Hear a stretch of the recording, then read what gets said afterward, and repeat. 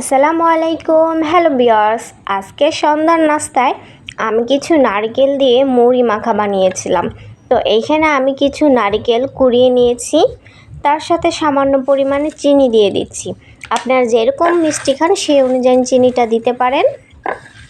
এখন নারকেল আর চিনি দুটি একত্রে হাতে মেখে নিব যাতে চিনিটা একটু গলে যায়। মেশানো হয়ে গেলে তার মধ্যে দিয়ে দিব মুড়ি।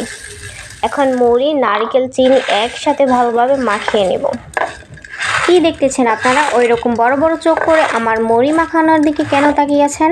মুড়ি মাখা দেখে কি খুব খেতে ইচ্ছে করছে? যদি খেতে ইচ্ছে করে তাহলে এক্ষুনি বাজারে যান। বাজারে গিয়ে একটি নারকেল, তার সাথে চিনি আর মুড়ি কিনে এনে বাসায় বানিয়ে ফেলুন আমার মতন মজাদার এই নারকেল চিনির মুড়ির মিক্স মুড়ি মাখা।